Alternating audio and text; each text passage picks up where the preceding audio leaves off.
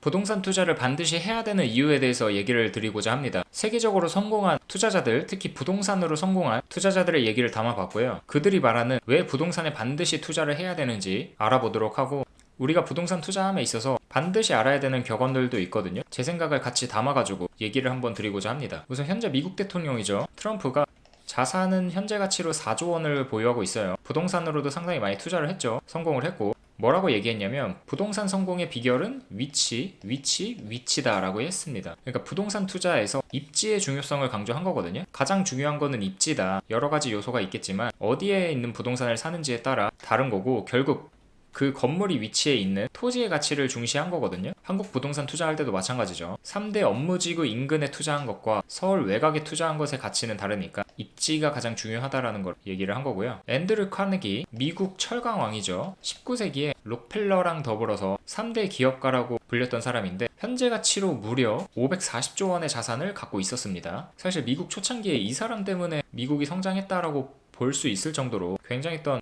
기업가거든요. 뭐라고 얘기했냐면 부동산은 모든 부의 근본이다 라고 얘기를 했습니다. 그러니까 자산을 키워나가는 데 있어서 뭐 사업도 있고 다른 투자 아이템들도 있겠지만 기본적으로 부동산은 갖고 있어야 된다라는 거예요. 자산을 키워나감에 있어서 부동산 투자는 그냥 기본이다, 선택의 영역에 있는 게 아니고 반드시 필수로 해야 되는 거고, 그 이후에 다른 것들은 옵션이라는 것이죠. 부동산 투자에 대한 필요성에 대해서 얘기를 했고요. 레이 크록, 맥도날드 초대 회장이거든요. 맥도날드를 인수해서 초대 회장에 이르렀던 인물인데 순자산은 현재 가치로 따지면 2조 6천억 수준이고요. 이분은 뭐라고 했냐면 부동산은 사업의 기초고 잘 관리하는 것이 성공의 길이다 라고 했습니다. 사실 맥도날드가 전국에 여러 개가 있는데 위치에 있는 곳들을 보면 부동산 가치가 되게 뛰어나거든요. 그러니까 이 사람은 그때 당시에도 그랬지만 단순히 매장을 낸 게 아니고 부동산 입지 가치가 있는 곳들에 매장을 열어서 매출뿐만 아니라 부동산 자산으로서의 가치도 같이 끌어올리는 그런 전략을 취했던 겁니다. 그러니까 사업, 영역은 당연히 중요하지만 그것을 이뤄내기 위한 부동산은 그 사업을 이뤄내기 전에 선행적으로 이루어져야 되는 기초라고 얘기를 했고요.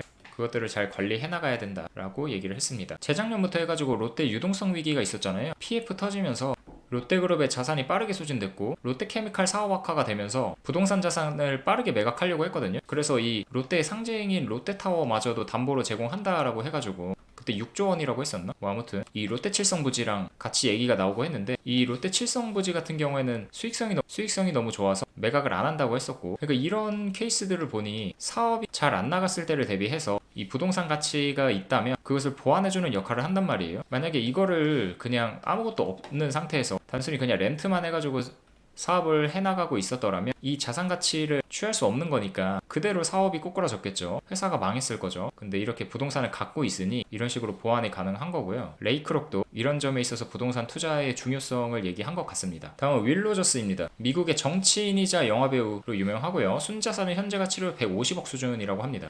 이분은 뭐라고 했냐면 땅을 사라, 더 이상 만들지 않는다 라고 얘기를 했어요. 그러니까 이 토지의 제한적 공급에 대해서 이야기를 한 거거든요. 땅은 정해져 있잖아요. 뭐 어디 간척하지 않는 이상 땅은 이렇게 그대로 있을 수밖에 없는데, 그렇기 때문에 공급은 제한돼 있으니 땅을 사라는 거거든요. 수요는 계속해서 증가할 거니까 이렇게 토지의 가치를 높이 평가해서 부동산 투자에 있어서 토지를 강조했고요. 한국도 보시면은 토지 가치가 매년 증가하고 있죠. 거의 뭐 떨어진 적이 없다고 보셔도 될 정도로 계속해서 땅값이 오르고 있단 말이에요. 이게 지금은 1경을 넘었고요. 쌀값 50배 오를 때 땅값은 4,000배가 오른 거예요. 그러니까 땅은 제한되어 있다 보니까 여기 건물들은 막 지어야 되는데 계속해서 차고 있잖아요. 이 건물을 부시지 않으면은 지을 수 있는 곳이 없다라는 건데 이렇게 계속해서 차 나가니까 땅의 희소성은 더 높아지고 그러다 보니까 가치는 계속해서 올라가게 되는 거죠. 로버트 알렌은 미국의 사업가이자 민주당 하원의원 출신인데 현재 순자산 가치는 400억에 달한다고 하고요. 이렇게 얘기를 했습니다. 부동산에서 돈을 버는 방법은 세 가지가 있다. 위치다. 트럼프랑 비슷한 얘기를 한 거죠. 역시 부동산 투자에서의 입지의 중요성을 강조한 거고요. 어떤 걸 샀는지는 두 번째고 어디에 샀는지가 첫 번째다라는 거예요. 그러니까 항상 부동산 투자에 있어서 입지가치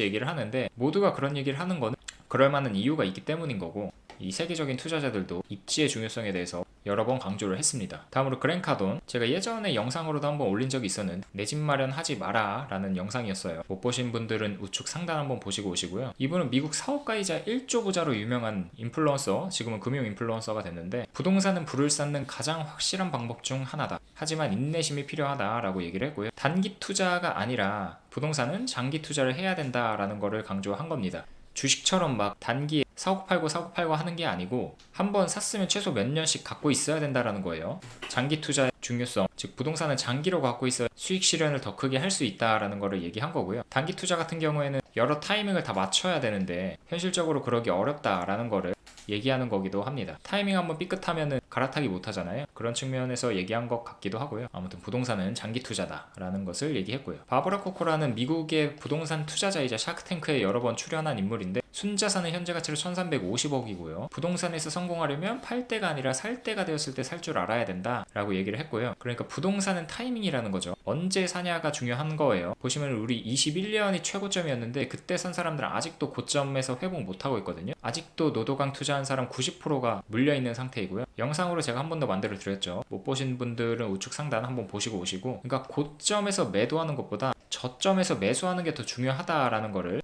알 수 있습니다. 어깨에서 팔라고 하는 것도 머리 꼭대기에서 팔 수 있으면 좋겠지만 우리가 그때가 언제인지 잘 모르잖아요. 그러니까 어깨에서 팔라는 건데 사실 그것보다도 내가 언제 샀는지가 가장 중요하다라는 거예요. 그러니까 부동산이 가치가 쭉 떨어져가지고 집값이 떨어져서 충분히 가격이 저렴한데도 불구하고 집값 더 떨어질 거야, 이때 지하실이 있겠지 라고 기다리는 거예요. 근데 이러선 안 된다는 거죠. 이때쯤 됐으면은 지금도 충분히 가격이 저렴한 상태니까 살 때가 됐는데 그때 살 줄 모르고 마냥 기다리는 거예요. 더 떨어질 줄 알고. 이게 반등을 하게 되면 당연히 못 사게 되겠죠. 그러니까 이만큼 떨어졌으면 충분하다, 앞으로 더 떨어질 가능성은 있지만 이만큼도 충분하다 라는 것을 받아들이고 살 줄 알아야 되는데 그러지 못한 케이스가 더 많아가지고 이런 얘기를 하시는 거고요. 지금부터는 우리가 부동산 투자할 때 반드시 알아야 되는 격언 탑5에 대해서 얘기해 드리도록 하겠습니다. 제가 선정한 거고요. 제가 생각했을 때 중요한 얘기들이니까 한번 보시고, 첫 번째는 수요가 없다고 착각하지 말아라. 유동성은 늘 넘쳐난다 입니다. 수요가 일시적으로 없어 보이는 효과가 있을 수는 있거든요. 22년에 금리 급격하게 인상되면서 사람들이 안 살고 매도가 엄청나게 일어났잖아요. 그러면서 집값이 쭉 떨어지게 됐는데 이때도 수요가 없는 게 아니에요. 수요가 일시적으로 없어 보였던 거지 부동산에 대한 수요는 항상 있거든요. 그러니까 비커가 있으면 물이 이만큼 차이는 거예요. 근데 20년, 21년에는 이게 물이 막 이만큼 돼가지고 이렇게 막 흘러났던 거죠. 수요가 엄청나게 넘쳐났던 거죠. 근데 22년에는 물의 높이가 한 이 정도 돼가지고 넘치지는 않았던 수준이다 라고 보시면 될 것 같습니다. 항상 이 정도 있다고 보시면 되거든요. 사람 마음속에 부동산을 갖고 싶어하는 욕심은 항상 있기 때문에 막 이만큼 차 있고 그러지 않아요. 금리가 그렇게 급격하게 인상되었어도 사람들 마음속에는 부동산을 갖고 싶어하는 욕망들은 다 갖고 있습니다. 그래서 넘치지 않았을 뿐이지 충분히 많이 있었다라는 것을 말씀드리고 싶고요. 조금만 자극이 일어나면 이거는 금방 높이가 올라가서 이렇게 넘쳐 흐르게 됩니다. 그렇기 때문에 수요를 억제하면 집값이 폭등하게 되는 거고요. 우리가 이거는 2017년부터 해가지고 경험을 해봐서 잘 알고 있죠. 그러니까 수요가 없다고, 그러니까 집값이 떨어지는 이유가 수요가 없어서 떨어진다고 생각하시면 안 됩니다. 기회가 되면 수요는 다시 폭등한다라는 거. 그래서 수요 억제를 하면 안 되는 겁니다. 두 번째는 상승장에도 못 사는데 하락장에 살 수 있을 것 같나? 라는 것입니다.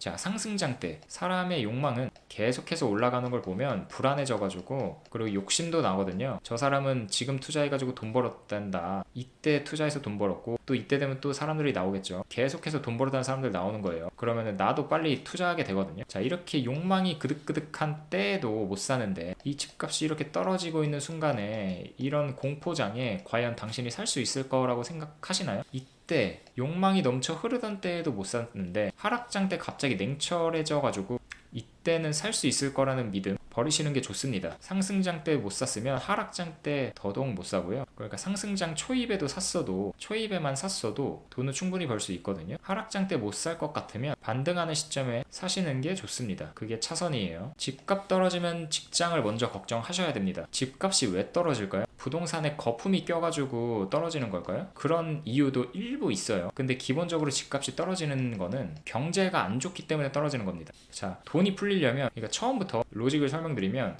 경기 침체가 만약에 오게 되면 시중에 돈이 안 풀리겠죠. 돈이 막 회수가 되는 거예요. 그러니까 건설 경기도 악화되고 공급하려고 하지도 않겠죠. 그와 동시에 소득도 줄어들게 되니 부동산은 하락하게 됩니다. 부동산이 하락하게 되면 이 부동산과 관련된 건설사, 시행사, 개발사 다 상황 안 좋아지겠죠. 기업들의 실적이 악화하게 됩니다.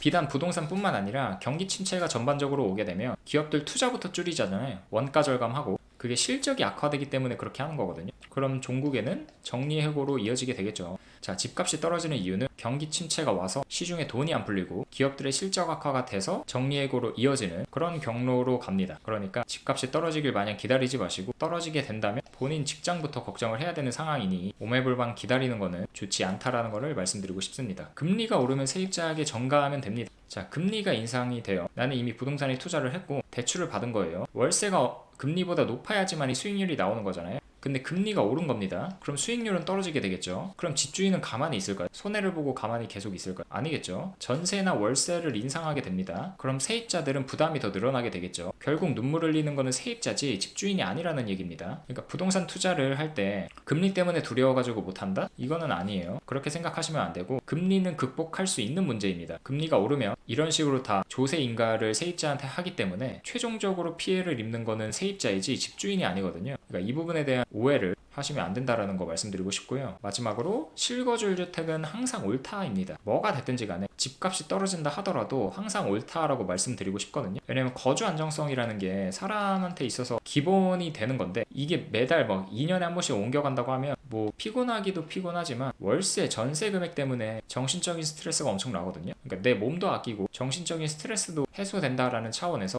실거주 1주택은 옳다라고 말씀드리는 거고, 그거 외에도 원화 가치는 계속해서 떨어지고 인플레이션은 오르는데 내 자산을 방어할 수 있는 가장 확실한 방법은 현물에 투자하는 거죠. 그러니까 부동산을 갖고 있으면 두 가지가 충족되는 겁니다. 거주도 충족되고 자산 방어도 되는 일석이조의 효과가 나오는 거죠. 이런 상품이 없어요, 부동산 외에는. 그러니까 이거를 빨리 이해하고 투자한 사람들만이 자산 격차를 이뤄낼 수 있는 거고요. 그러니까 실거주 1주택은 집값이 떨어진다 하더라도 항상 오르니 실거주 1주택은 반드시 하셨으면 좋겠습니다. 그럼 오늘 방송 여기까지 할게요. 감사합니다.